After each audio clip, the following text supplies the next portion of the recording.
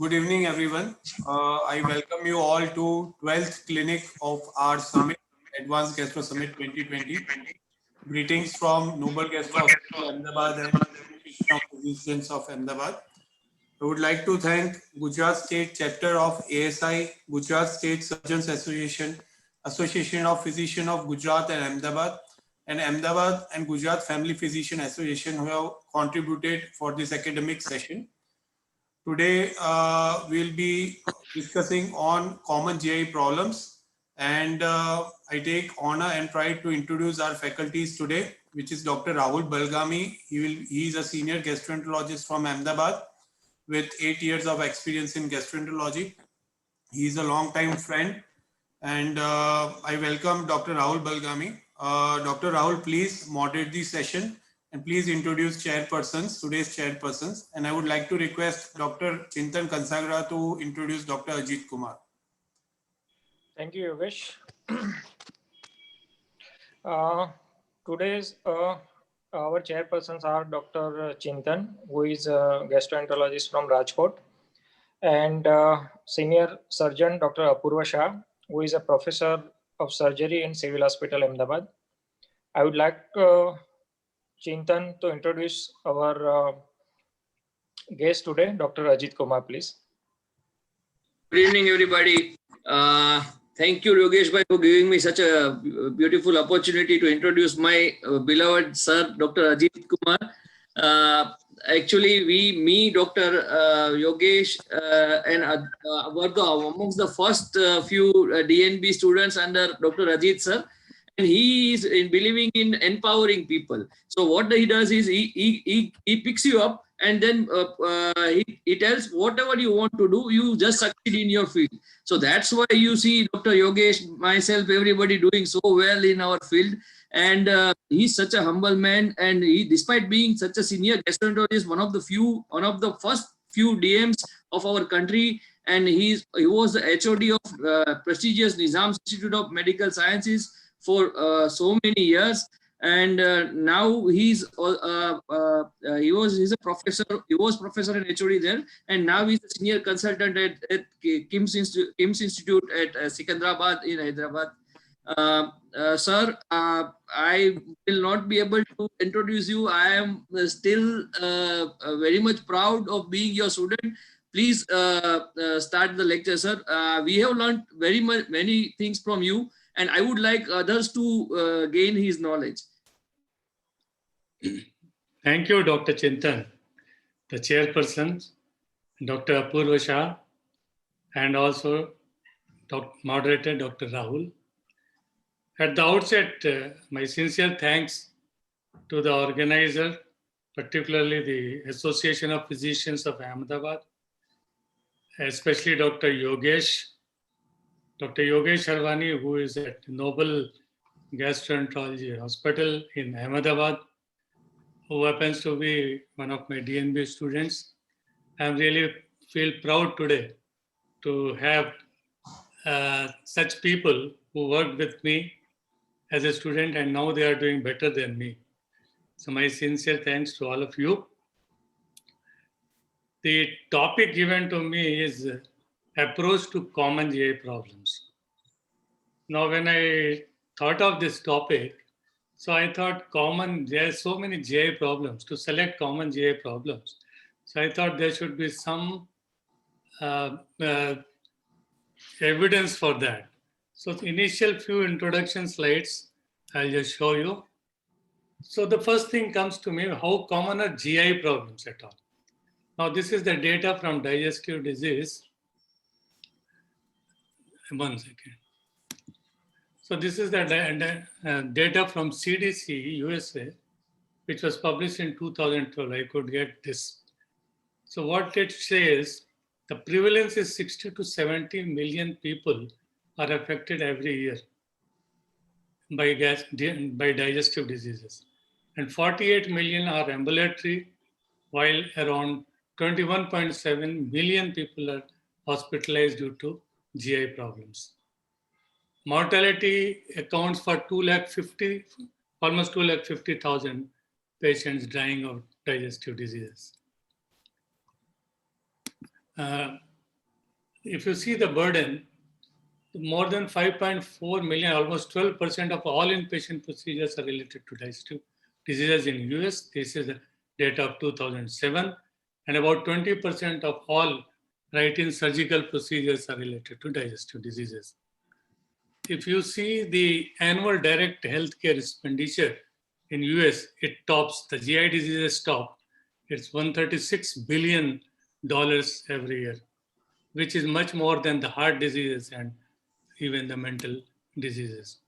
If you see the Indian statistics, this is about data from 2017 when the population was 1.33 billion.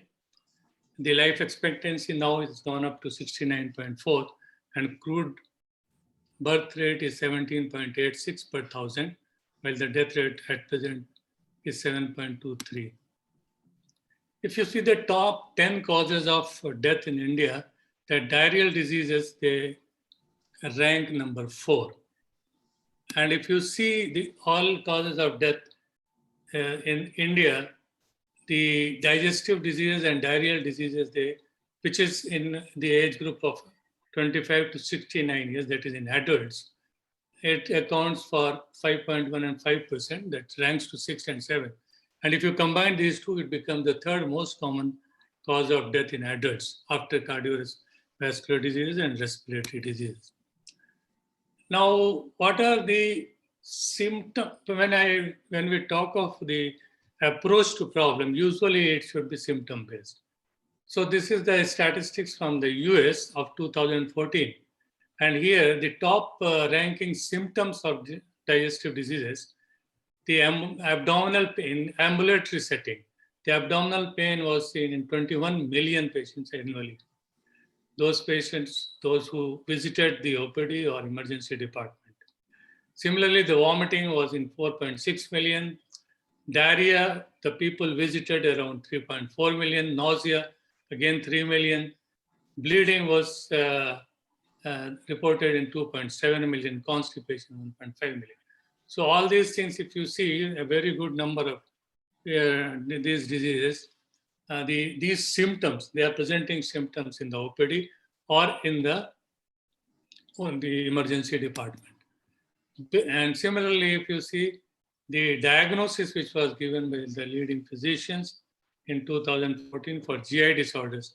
So abdominal pain was top with 16 million people, followed by reflux esophagitis and nausea, vomiting, diarrhea, gastritis, dyspepsia, and abdominal hernia, and so on and so forth. So based on this data, and if this is the Indian data, I could find it from one of the global health data.org of 2016, and where if you see there, it's a little busy slide, so I've marked those which are more common in the red. And in that, I think the acute hepatitis tops with 5,664. And this is the prevalence rate per lakh population. So probably because we keep getting some endemics and epidemics. So that was the top, followed by diarrheal diseases, which is seen in 1,445 patients per lakh population. The other diseases like cirrhosis, gallbladder and biliary, gastritis and duodenitis, they also are among the top conditions. Intestinal nematodes, you know, the third world countries, it is very common.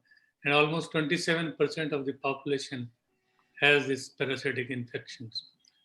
And the peptic ulcer disease also in a very good number of almost 811 patients per every 1,000 population.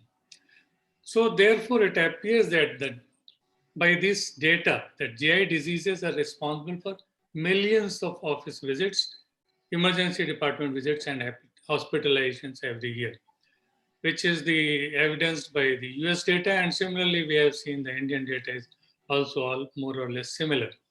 GI diseases substantially impact the population, the health of the population, and it consumes a lot of healthcare resources. And it's a big burden to the exchequer of the country.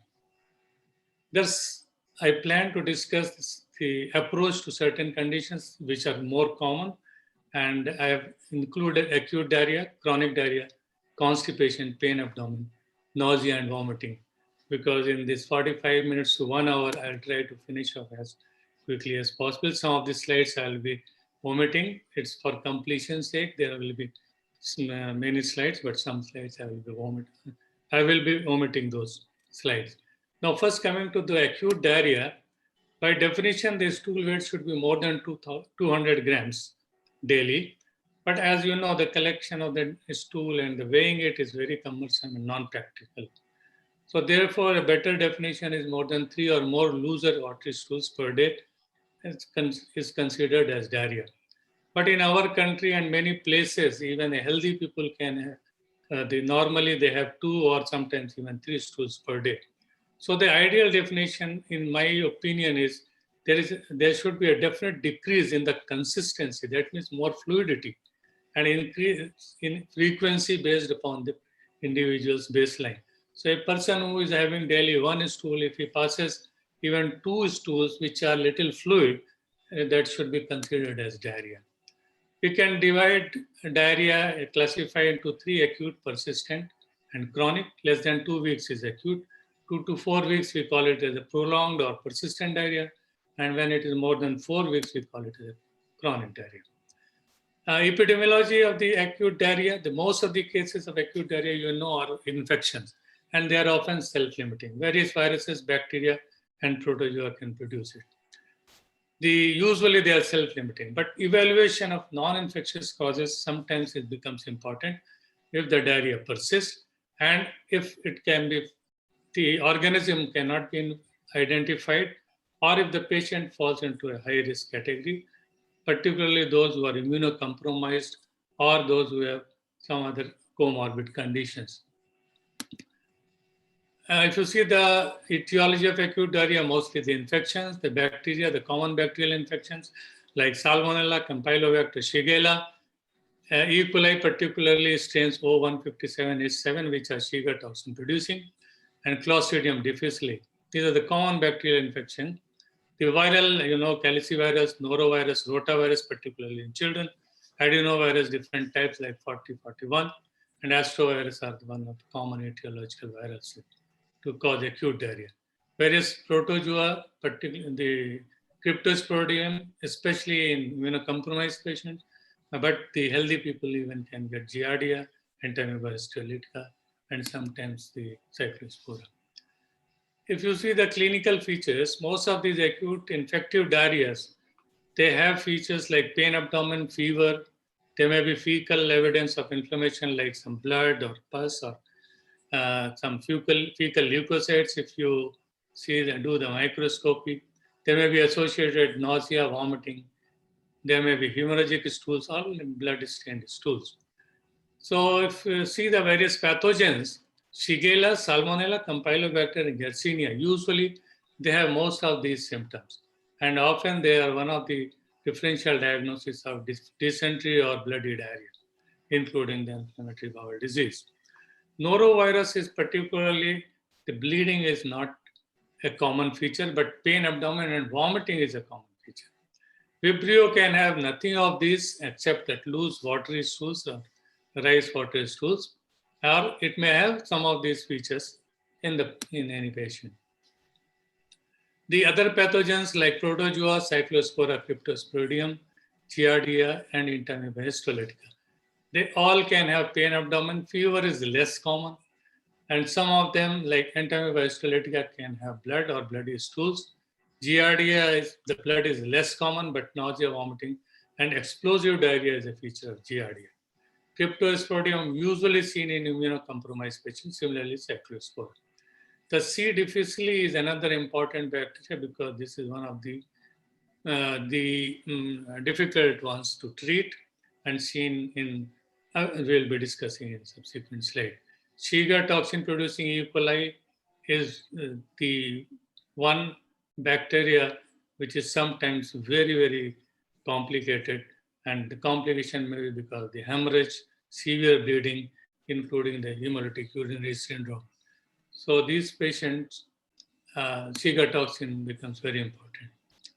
Now, you must also see or look for the duration from the time of exposure to the presentation of the symptoms. Now, if the presentation is less than 6 hours after the exposure, usually there must be some preformed toxins. And then in that case, Staph aureus and Bacillus cereus are more common. The vomiting is also one of the dominant features of this infection. If the incubation period is 6 to 24 hours, the Clostridium infection, particularly Clostridium perfringens and Bacillus cereus, where it can be preformed toxin or the toxins can form very quickly. And where the incubation period is 16 to 72 hours, the norovirus, enterotoxigenic E. coli, Vibrio cholerae, and salmonella infections are common. The other bacterial infections like Shigella, Campylobacter, Yersinia, and other protozoa like Cyclosporidium can also be seen.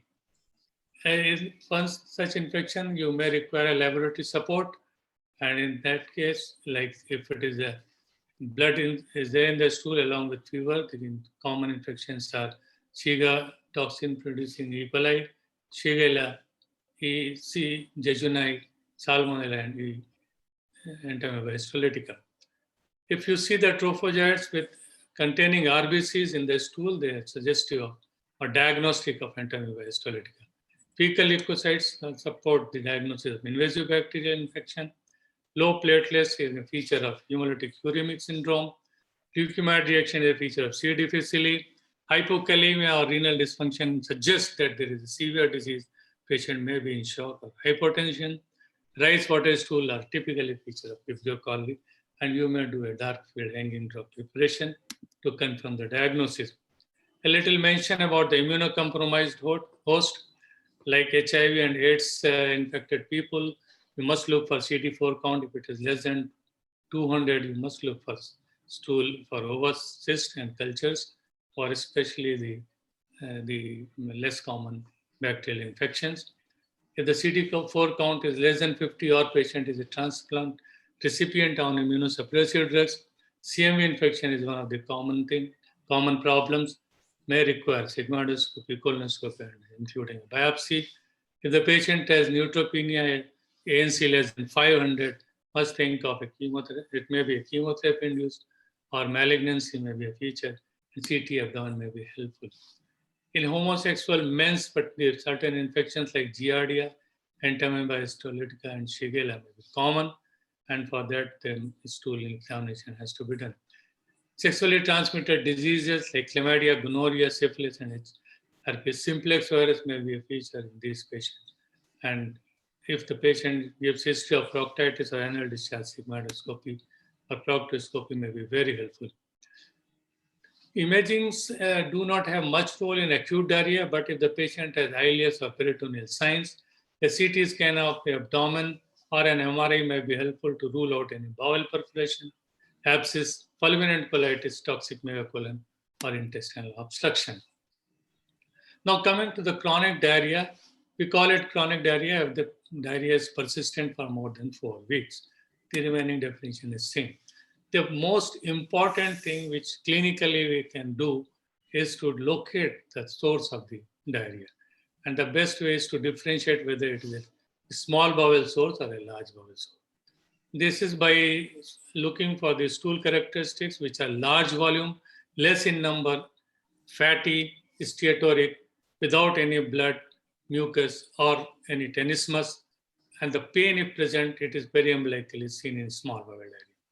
While the large bowel type of diarrhea, the stools are small in volume, but high in number. There is no fat, but there is blood or pus in the stool. There is tenesmus, and often the pain is in the lower quadrant abdomen or in the hypogastrium. So by this, you can localize where is the site of diarrhea. That definitely reduces the number of differential diagnoses in this patient. If you divide this diarrhea into various subtypes, you can divide it into osmotic diarrhea, secretory diarrhea, motility-induced diarrhea, inflammatory diarrhea, fatty, and factitious diarrhea. Osmotic is usually because of the large amount of poorly absorbed osmotically active solutes taken by the patient. Mostly these are the carbohydrates, particularly those lactose-containing, fructose-containing, sorbitol-containing, which are often sorbitol is used in various candies, toffees, chocolates, etc. fruit juices which contain fructose, excess of fruit juices can also produce osmotic diarrhea. Various laxatives, particularly the magnesium containing or the sodium containing, can also have the osmotic diarrhea. The various causes of osmotic diarrhea, as I said, one is the lactose, various dairy products can produce.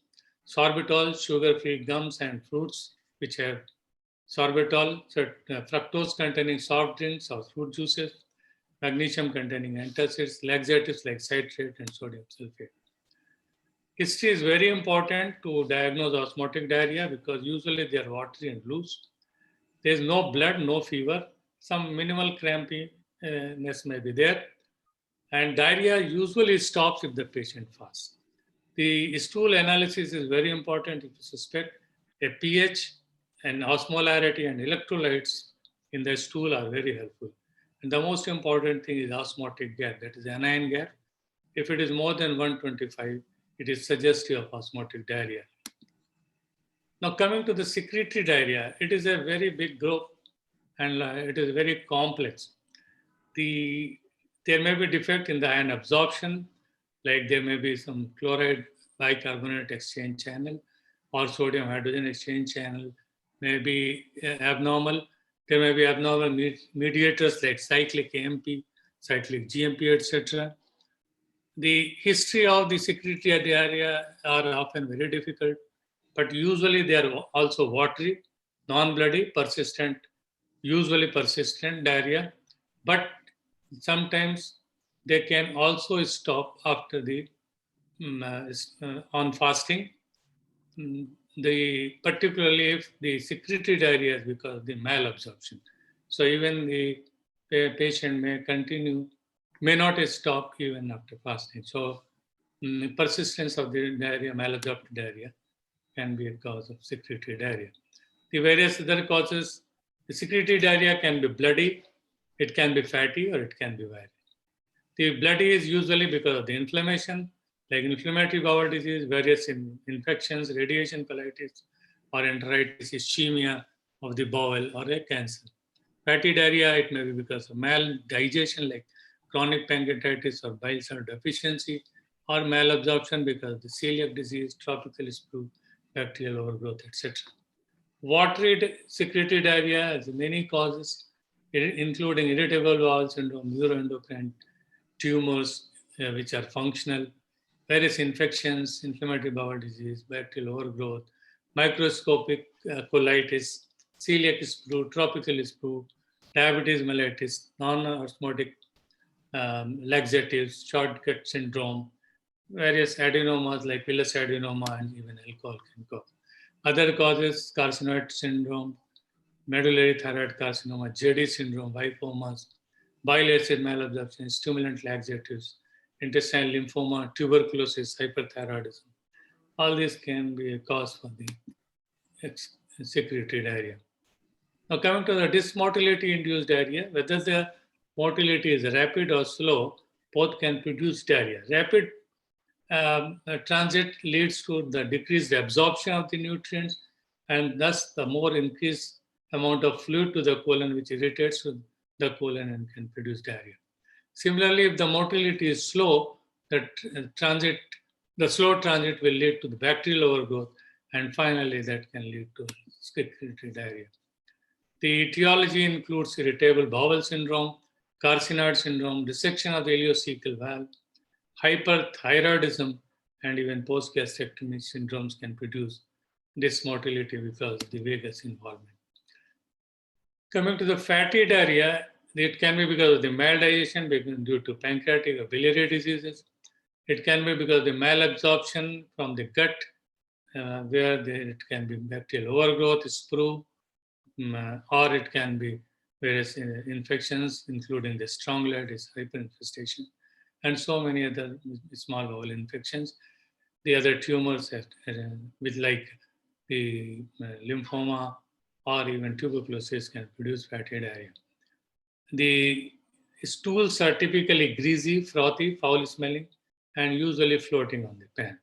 If you measure the 24 hours fecal fat, normally it is less than 6 grams. But if it is more than 7 grams per day, it suggests fat malabsorption. The patient should be on 75 grams of fatty diet daily. A trial of pancreatic enzymes may be helpful in diagnosing these patients if they, or even the tissue transglutaminase if you're suspecting celiac disease may be helpful. Inflammation of the gut can produce ulcerations and that compromise the mucosal barrier. The inflammation and ulcerations can also produce mucus, a lot of protein exudation, and blood may be released into the lumen, and that deficiency of blood and protein may be seen in this patient. Absorption is also diminished, so all these produces inflammatory type of diarrhea. The common etiologies already discussed, like IBD, infective diarrhea, C. difficile, ischemia, etc. The history is important because these patients may have blood or mucus or pus in the stool. Sometimes a travel history may be available in this because that can lead to infective, inflammatory diarrhea, 10% cramping, involvement of the rectum. The patient often have fever, malaise, and weight loss may be available. And the history of family history of IBD may be helpful in diagnosing the first or acute episode of inflammatory bowel disease like Crohn's disease or ulcerative colitis. A few words about C. difficile infection because in any patient who gives a history of antibiotics chemotherapy or a hospitalization in the last 2 months, you should always suspect a C. difficile diarrhea. Patients usually will have abdominal pain, fever, leukocytosis, band forms may be there, and diarrhea. The stool can be sent for culture sensitivity, and the diagnostic toxin assay, especially toxin B, may be helpful in diagnosing C. difficile infection. Sometimes sigmoidoscopy with the typical pseudomembranes in the sigmoid colon may be helpful, and a biopsy may be diagnostic. Factitious diarrhea usually seen in women with some psychiatric disorder. It is the self-administered excessive amount of laxatives and or other drugs like diuretics which can produce the factitious diarrhea. Sometimes they add urine or water to the stool before sending for the testing surreptitiously, and that should always be kept in mind in such patients. These patients often may present with hypokalemia hypotension, and sometimes the psychiatric counseling may be helpful in these patients. So how to approach is first thing to decide whether the diarrhea is a small or large bowel, whether it's inflammatory, watery, or fatty. Try to determine the obvious association like any food, candies, medications, any travel history, recent cholecystectomy, which can produce bile acid diarrhea. There may be immediately some obvious cause, so then you should not jump for the investigation. And one should also keep in mind a preceding history of constipation may be a cause for a spurious diarrhea. So sometimes the history is very important. Important points to be noted: you should know when was the onset of the diarrhea, what is the pattern, whether it's a continuous or intermittent, or is there any history of stress or any drugs taken in the prior before the development of diarrhea, associated weight loss or abdominal pain. Nocturnal features are very important to say that it is organic diarrhea. Family history of IBD, IBS, and some other family history like malignancies, colonic cancer, etc. The other medical conditions like thyroid, diabetes mellitus, collagen vascular disease sometimes may be helpful. History of surgery, radiation therapy, history of chronic pancreatitis, peptic ulcers, or JD syndrome, any thyroid disease like hyperthyroidism, diabetes, or an HIV infection. Check the diet, particularly for the consumption of caffeine, FODMAPs, lactose, alcohol, and some sweeteners, which can, particularly the sorbitol containing, may be a cause for the diarrhea. Some people who use well water, that is also has been reported for development of giardia, which is usually seen in villages. Sometimes the physical examination may be helpful if the patient gives history of flushing, Carcinoid Syndrome, or lipoma is very important. Patient who is cirrhotic show some telangiectasias. Alcohol history may be very important. Thyroid nodules may suggest medullary carcinoma. Thyroid dermatitis herpetiformis is a feature of celiac disease. Aphthous ulcers suggests some inflammation of the gut. And rectal examination may be important as a part of physical examination. Some vital signs are important in every patient. Look for any tenderness, masses, or any organomegaly, which may suggest some malignancy. Look for the anal sphincter tone by doing rectal examination and the squeeze pressure. Look for any rashes, flushing, and look for thyroid, any mass, nodule, or edema.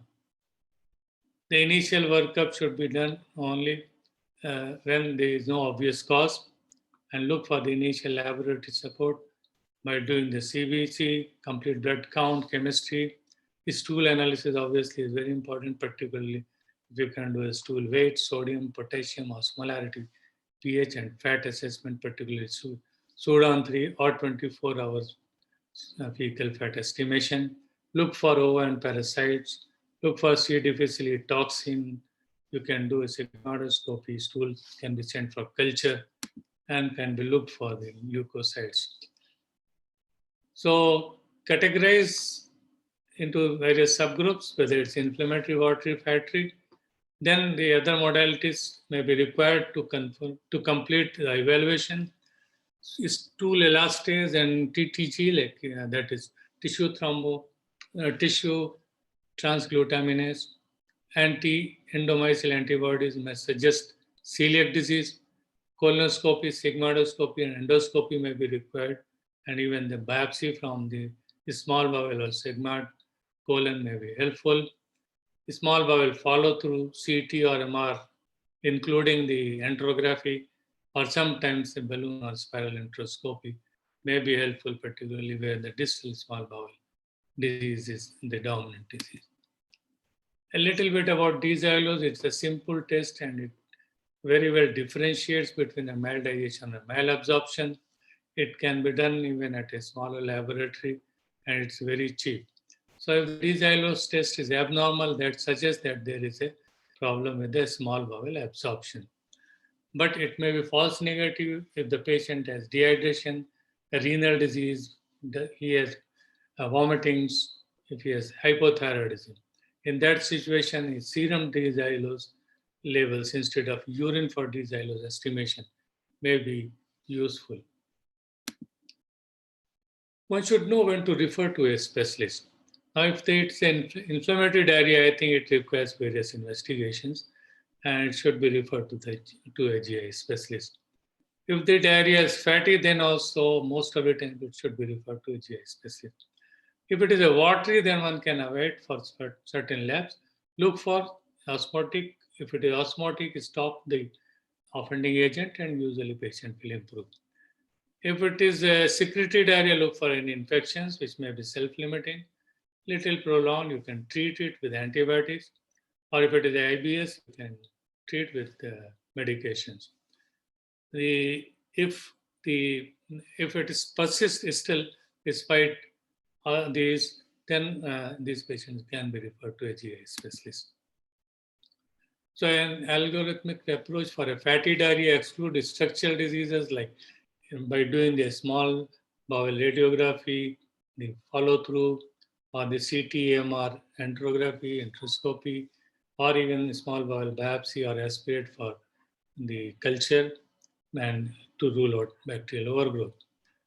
If you don't find these things helpful, then one can look for the pancreatic exocrine insufficiency, do certain tests like secretin test, bentiromide test, or a stool chymotrypsin activity to rule out chronic pancreatitis or pancreatic insufficiency.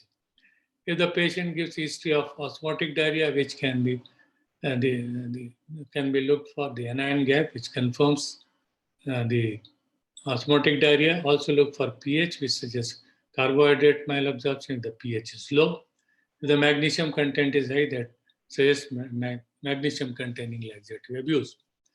Dietary review, particularly, one can go for hydrogen blood test or lactase assay if you are suspecting lactose deficiency. If it is a secretory diarrhea, look for to exclude any infections, do stool cultures, stool microscopy, and the aspiration or even biopsies. Once that is excluded, then exclude the structural diseases, particularly small bowel radiographs, microscopy, colonoscopy, etc.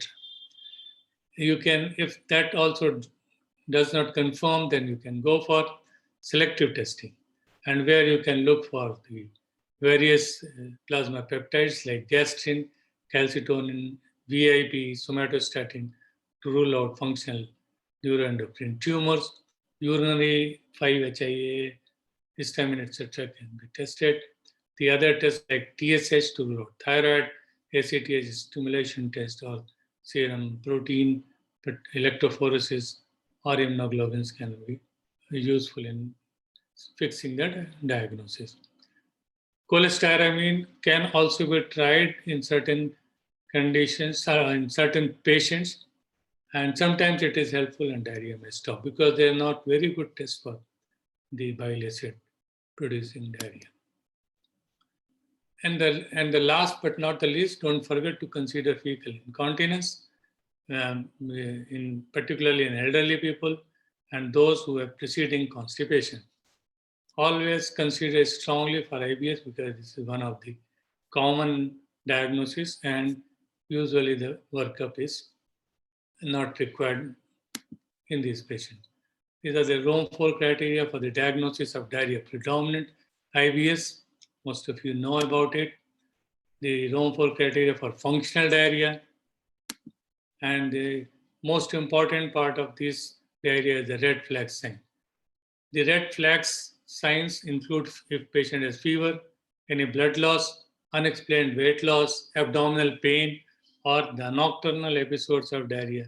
You must look for organic disease, and they should be investigated properly. To summarize, I can say that acute diarrhea is mostly infective but self-limiting. But sometimes it may persist, especially in high-risk patients like HIV-infected people, immunocompromised, or homosexual men. And the diagnosis and management may be challenging in these patients. Chronic diarrhea is often a great challenge to diagnose as well as to treat these patients. It may require extensive and often invasive investigations, and which may cost a lot of money to the patient. Now, coming to the constipation, I'll just quickly go through.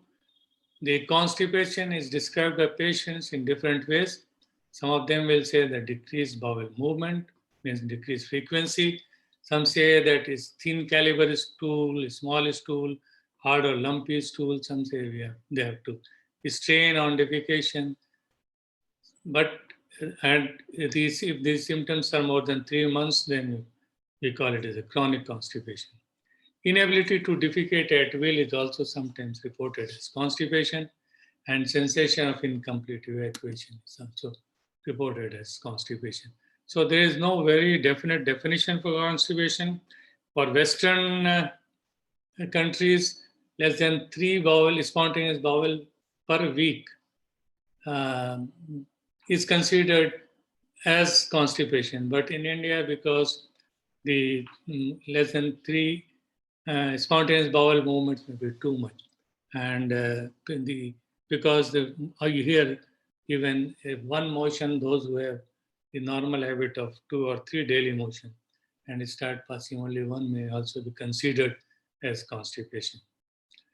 There are various complications. There are potential complications of constipation, which includes fecal incontinence, fecal impaction, urinary retention or incontinence, sigmoid volvulus, rectal prolapse, diverticular disease, impaired quality of life, agitation, dementia patient, particularly stercular ulcers, megacolon. The constipation can be classified into primary and secondary.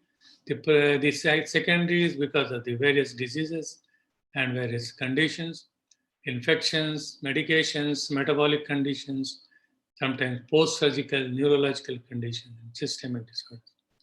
The primary constipation can be slow transit constipation, dysynergic defecation, normal transit constipation, and even the IBS, constipation predominant IBS is also considered. Various medications which are associated with constipation patients are listed here, and you should keep a track of the drugs patient consuming before the development of constipation. In elderly, specifically the constipations may have different etiologies. Many of these patients, they use various antacids which contains aluminum hydroxide. They often have comorbid conditions like hypothyroidism, diabetes mellitus. Many of them, they use the drugs like cardiac drugs, like calcium channel blockers. Then many of them, they use diuretics. So various drugs, particularly in elderly patients, may be kept in mind. The three constipations which I have already described, and if you see the prevalence of the subtypes of chronic constipation, the most common is the normal transit constipation, where the motility and the transit time is normal, and they constitute almost 60% of the chronic constipation. 25% they have the defecatory disorders, and slow transit constitutes only for 13%, while the combination of slow transit and defecatory disorder in a very small number, almost 3%. Now, if it is a normal transit constipation, the intestinal transit and stool frequency are within normal range. This is the most common subtype.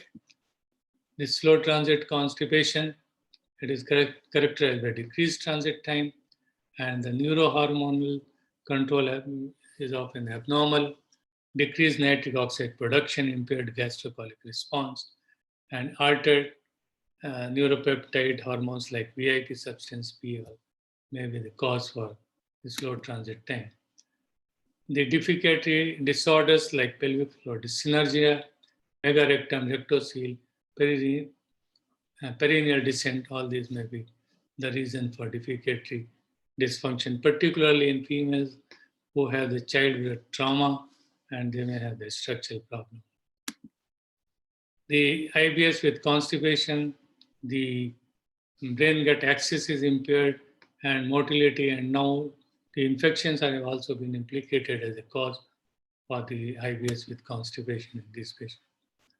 These are the Rome-4 criteria for functional constipation, which suggests that at least two of the following for more than 25% of the times in the last 3 months, which includes less than 3 spontaneous bowel movements per week, straining at defecation, the lumpy or hard stools, manual maneuvering to defecate, sensation of anorectal obstruction or blockage, sensation of incomplete defecation, and these patients should not meet the criteria of IBS. And loose stools are rarely present without the use of laxatives. This is how we decide the type of stool, Bristol stool scale. Type 1, 2, and 3 are seen in constipation. 4 and 5 are considered as normal. 6 and 7 are considered part of diarrhea. The alarm symptoms already discussed. They can also be seen in constipation like diarrhea. And the diagnosis of chronic constipation, you should assess for the red flag signs. If anyone is positive, evaluate further. If they are negative, look for the duration. If the duration is less than 3 months and constipation is not regular, then probably empirically can be treated using the laxatives, fibers, etc. But if the duration of symptoms is more than 3 months, that is chronic constipation, look for the primary or secondary constipation. And for primary constipation, try to find out whether it's IBS constipation predominant or is it a chronic constipation. To summarize, you should know about the details about your patient. It's a common problem in elderly due to aging process. Various drugs should be looked for. The exercise and increased activity may be reason for the constipation, and they can improve the constipation in this patient. The fiber may be helpful and a quality of life can be improved. Quickly about the pain abdomen. The significance, because it is one of the most common reasons for outpatient and emergency visits. A lot can happen in the abdomen, and you need an organized approach. So it's not that easy. See the huge list of causes for acute pain in abdomen. And it's difficult to read out all those causes. So we can only say that there's a plethora of causes. The acute pain abdomen, we call it as usually it lasts only for a few hours to a couple of weeks.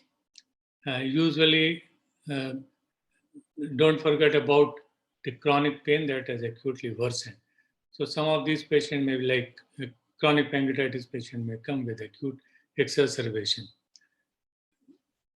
There may be surgical or it may be non-surgical. Chronic abdomen generally present for months to years, generally not immediately life-threatening, and on OP basis, workup can be done. The pain may be of different types like visceral pain, somatic pain, or it may be a referred pain which may be from a distant side.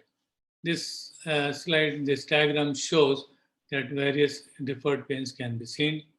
A gallbladder pain may be felt in the right shoulder. Similarly, the splenic pain may be felt in the left shoulder.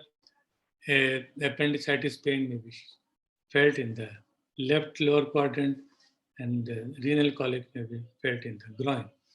Like that. So referred pain, the source may be much away from the original, from the site of the pain. So try to localize the site of the pain and also try to find out whether the pain is visceral or peritoneal. A good medical history is very important, the drugs which is being used. A good social history, including alcohol, drugs, and domestic abuse, stressors, travel, etc., may be important. Family history of IBD and cancers and drug history is very important. This slide shows that location of the pain can give you some suggestion that where exactly is the cause of the pain, the origin of the pain. Now coming to the approach, the physical examination sometimes will be very helpful. Vitals, including the postural hypertension or the change in the heart rate, general appearance, a good medical examination which includes presence of an icterus, signs of chronic liver disease, the costovertebral angle tenderness may be important. Abdominal examination is important, particularly to look for any masses, any fluid, any lump. The digital rectal examination may be important. Pelvic and genitourinary examination can be performed, and musculoskeletal should not be missed.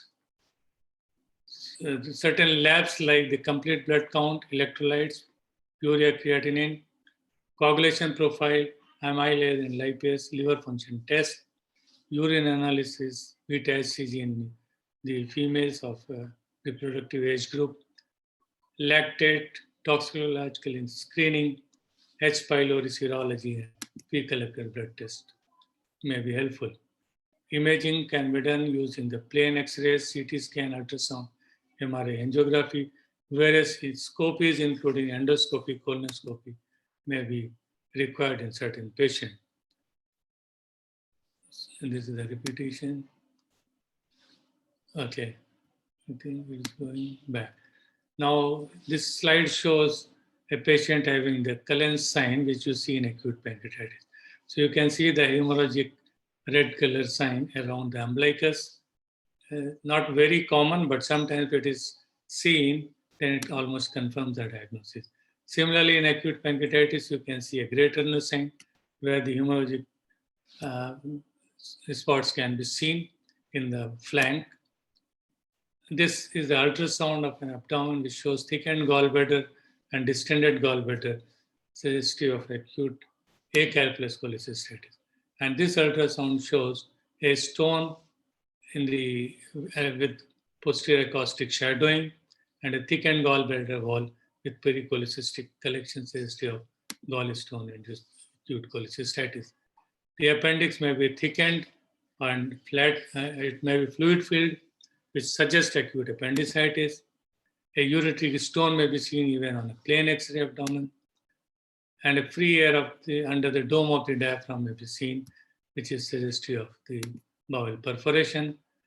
The air fluid levels, dilated bowel loops may be a feature of acute intestinal obstruction, and a very important ultrasound which suggests here an aortic aneurysm in the abdomen, where you see a central clot and surrounded by the blood clot. And CCT also may be helpful to diagnose. You can see there is a lumen and there is a thrombus around the lumen. Lumen contains blood and it is a aortic aneurysm.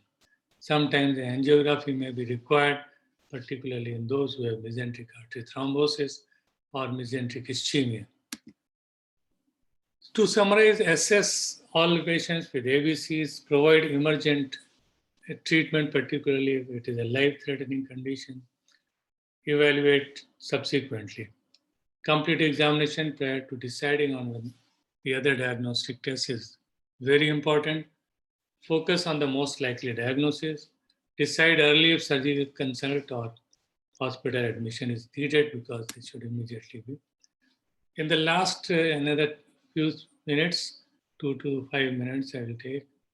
This is for an approach to nausea and vomiting, which is also a very common condition which we often see. So the common etiologies include, it may be the metabolic, various drugs and infections. There may be impaired gastric emptying.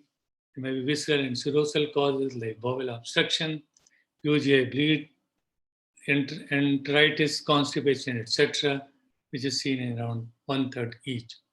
The mnemonic for etiology of nausea and vomiting is vomit, which says vestibular causes, obstruction, or even drugs like opiates, dysmotility, infection like irritation of the gut, irritable bowel syndrome, toxins like taste and other senses.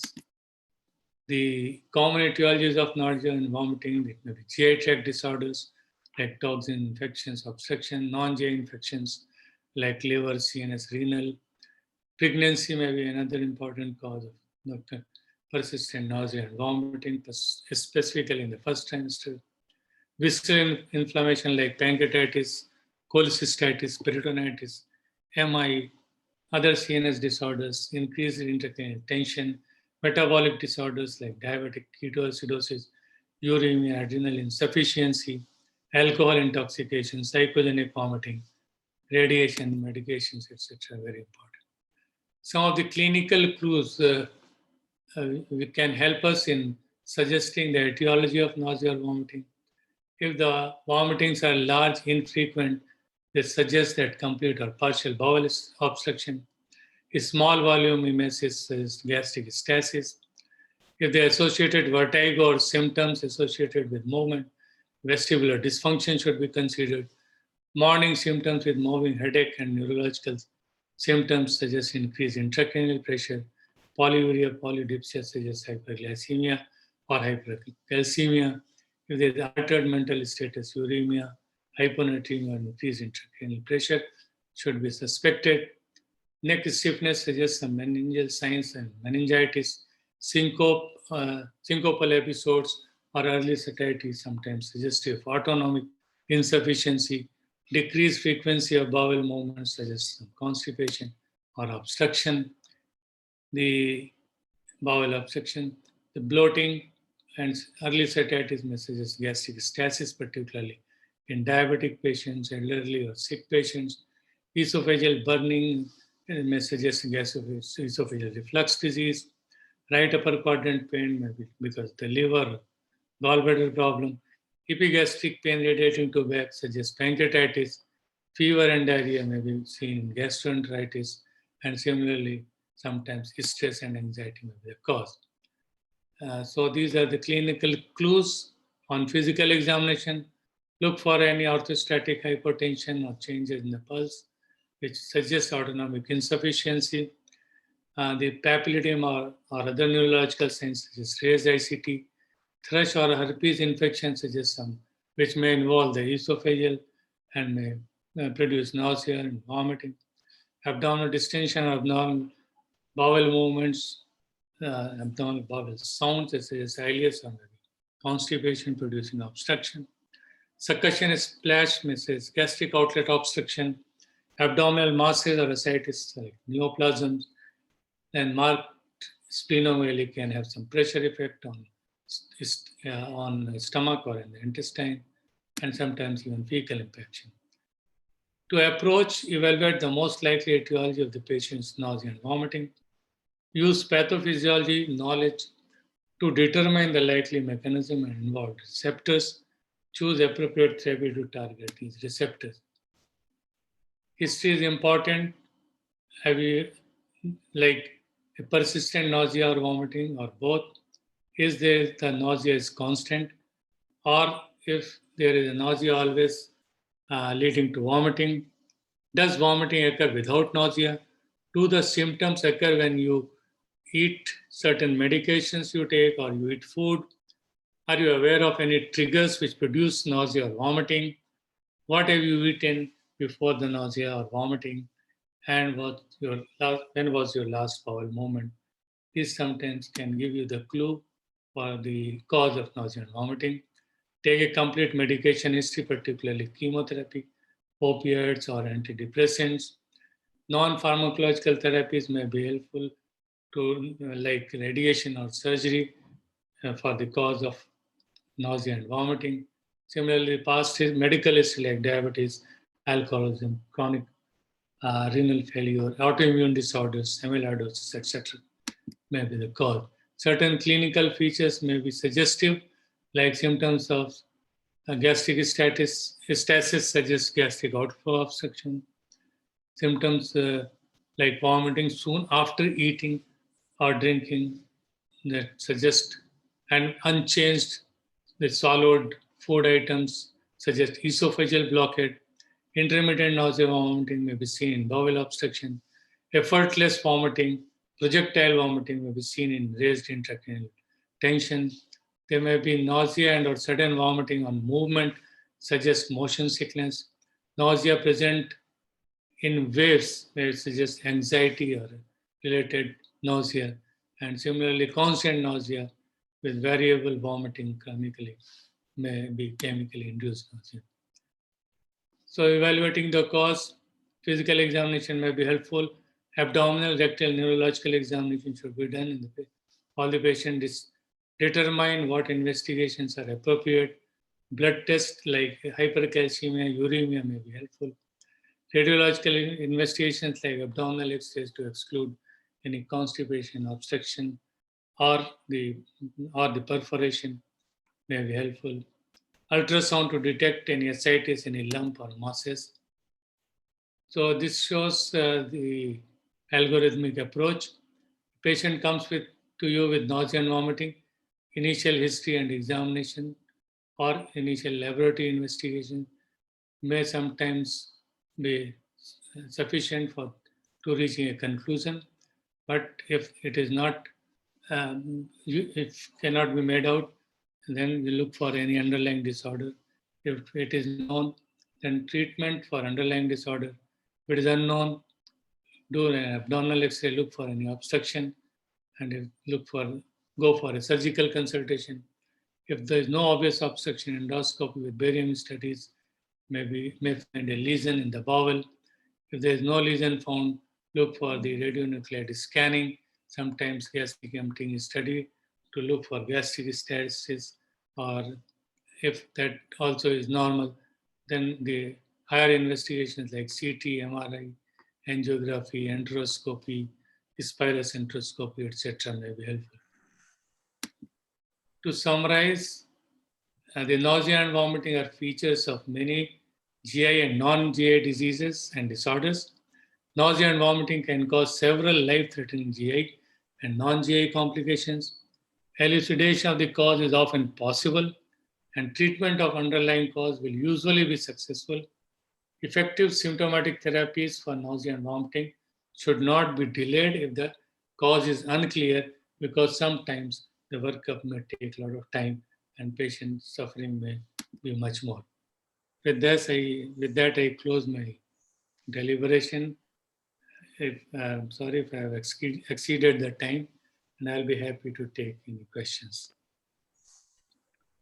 Thank you, sir. I knew that you will be the best person to give lecture on this topic, and that's why only I requested you for same, sir. Okay, thank you. With your talk, sir, we could recollect our resident memories also. So I would like to request moderators and chairperson to please moderate the session. There will be few questions in the chat box also. Thank you, sir. Thank you, sir. Yes, thank you, sir. It was a very detailed presentation on common Thank GI. you. One more thing I would like to add is regarding the cases of SRUS. How frequently you see this patient? They commonly present with diarrhea, which actually are not diarrhea but increased stool frequency. Yeah. Sometimes Yes. blood and mucus. And Yes. how to treat this patient, sir? Yes. So solitary rectal ulcer syndrome, it is one of the important diagnosis, particularly in those patients who present with constipation and bloody stools. Many times these patients give history of digital evacuation because they are constipated and they try to evacuate using their fingers.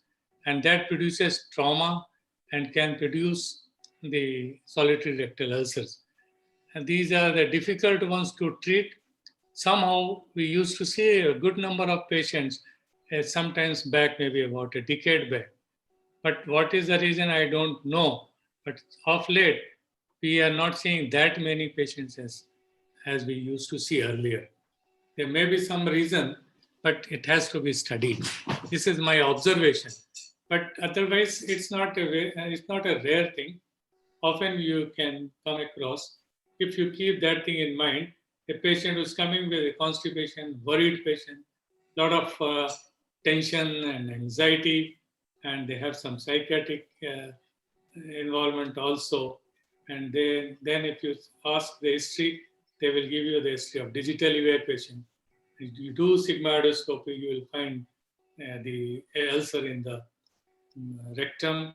And sometimes it may not be ulcer, only a fibrosis you can see. And if you take a biopsy, that will confirm the solitary rectal ulcer. So it's a difficult to manage, but yes, you can try managing these patients. So one of my questions to Dr. Apurva Shah, who is a surgeon here. Sir, you might be encountering many patients with chronic diarrhea and then they are diagnosed as tuberculosis as well as Crohn's disease or anything else. So when do you decide this for these patients to undertake surgery in them? Like what are your criteria of selecting those patients with chronic diarrhea?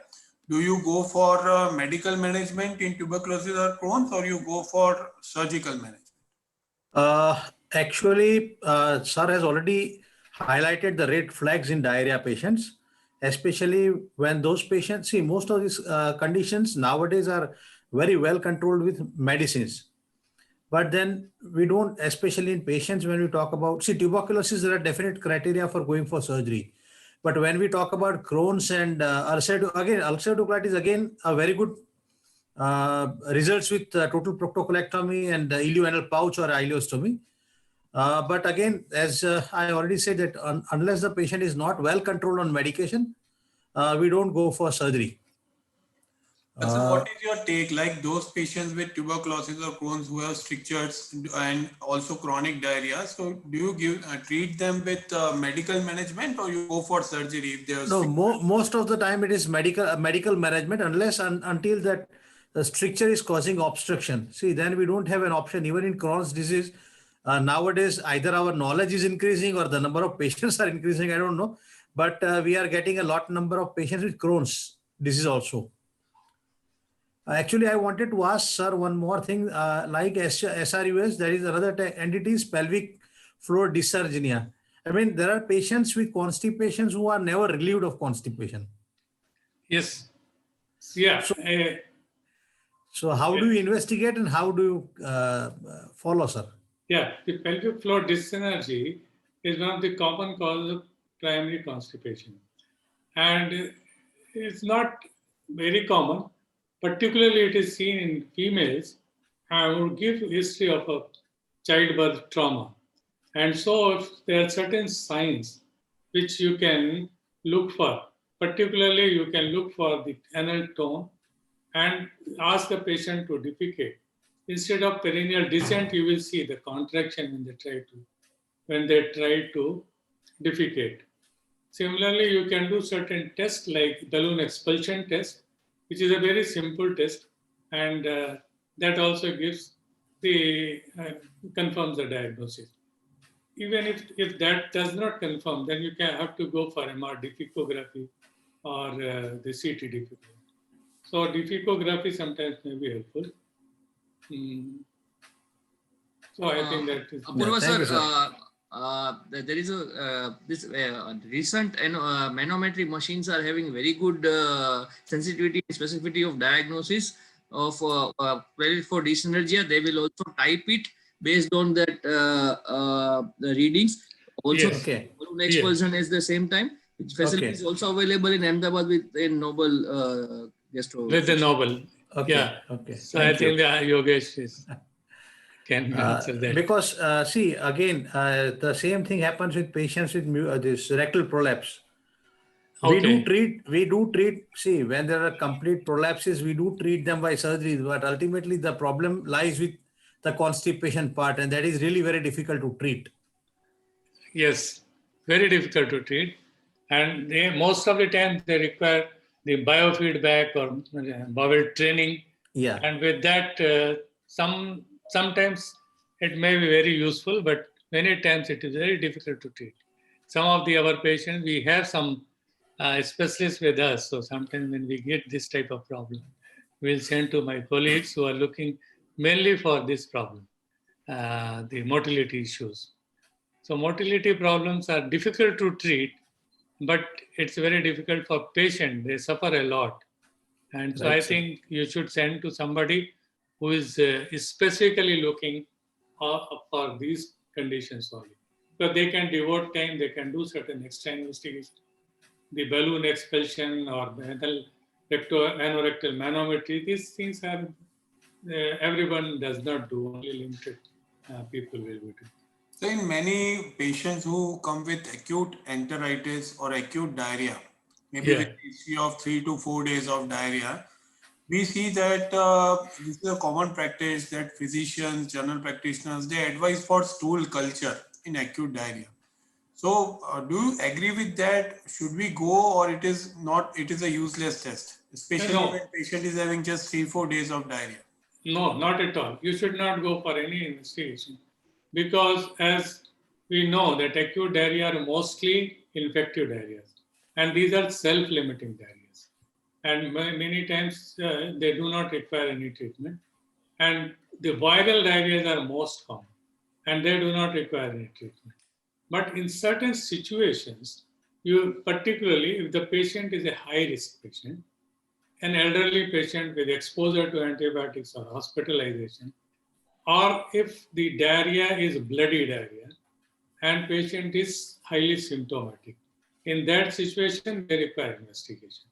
Otherwise, majority will not require investigations. You must wait, and most of these diarrhea will settle on its own.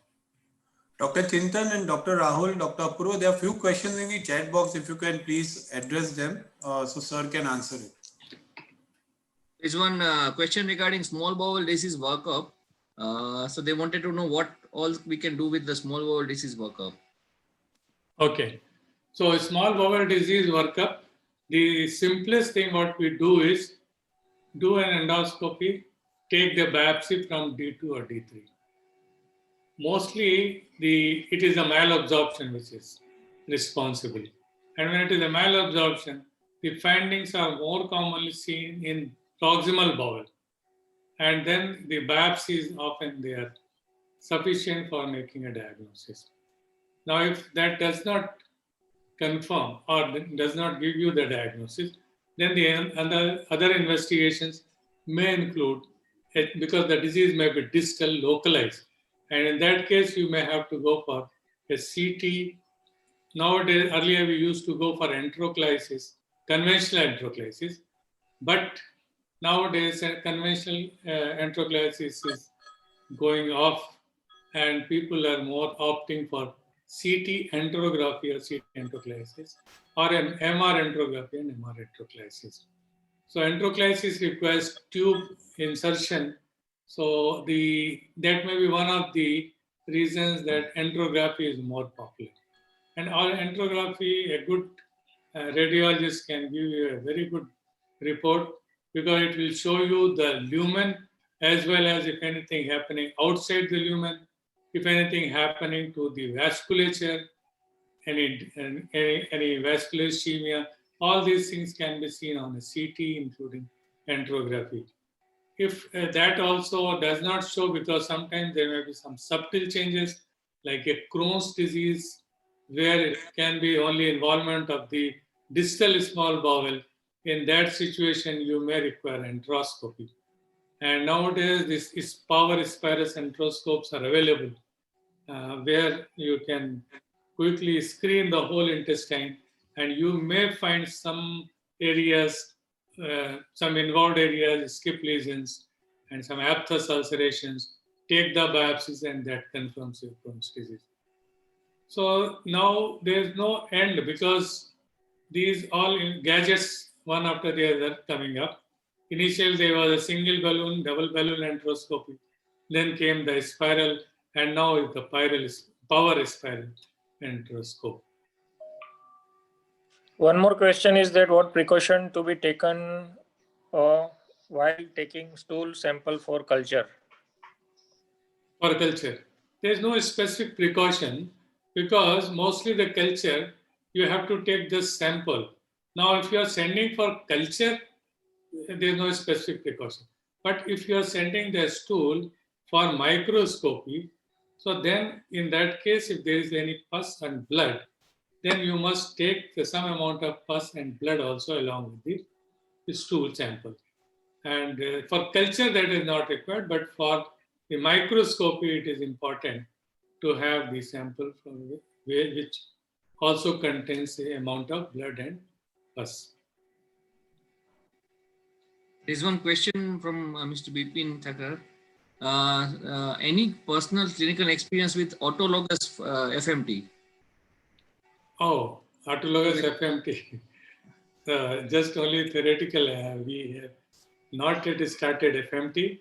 And slowly the FMT is going out because there are a lot of problems with FMT. So you must have, all the gastroenterologists should agree with me that it came with a big vogue, and suddenly now you see that the enthusiasm is going down, and a lot of people have stopped using. There are a lot of ethical issues are there, and so many other problems are coming up. So FMT probably may not be a good choice. It may go out completely in future. And so far, the recommendation is only very limited, and it is being only approved by US FDA in cases of C. difficile infections which are not responding to the other treatment. All other indications, including the cirrhosis, acute fulminant liver failure, they are all in experimental phase only. They're not yet been recommended. So one last question, if you allow us. Yes, yes. There is a question by Dr. Kamble. Can you suggest treatment for constipation post-spinal surgery? Is it different than what we give routinely, or any specific molecule would you like to prescribe in patients with constipation post-spinal surgery? Post-spinal surgery. I'm not aware that if there is any specific medication is required for post-spinal surgery. Since Dr. Kamble has asked, probably he may be knowing the answer if he can send it. But I'm definitely not aware. But my other panelists, if they have any answer. Osmotic agents should be good. Phosphate. Sodium picosulfate or something. Yes, may be possible, but I'm not aware. So, Dr. Chintan, Dr. Rahul, Dr. Apurva, have you any other questions to discuss? No, thanks. Yeah, fantastic presentation, sir. Thank you so much. So I would like to request Dr. Apurva Shah to give a vote of thanks to Dr. Ajit Kumar as well as all chairpersons and moderators.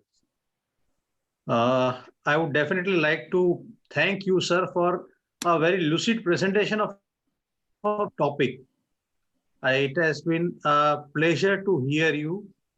The words are very simple things for which the patients come and we don't understand the magnanimity of the disease behind those simple complaints at times.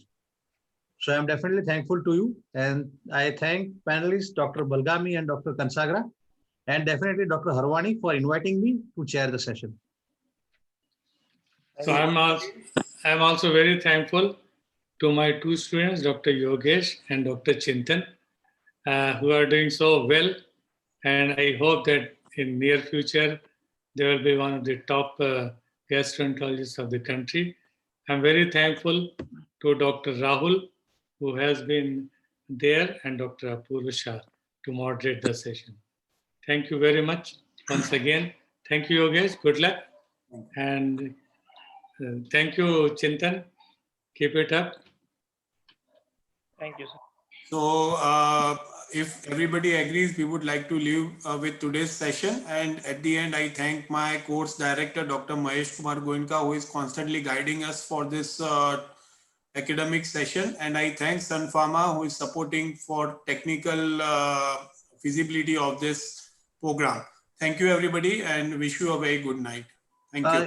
Dr. Harwani, just one question. Do we have these on YouTube or something? Yes, sir, we'll be posting. Yeah, once please. the entire Okay. thing is over. After Okay. 22 lectures, we'll be posting. Right. Okay. Thank you. Thank you. Thank you. Thank you. Good night. Thank you, sir. Good night. Good night. Good night. Good night.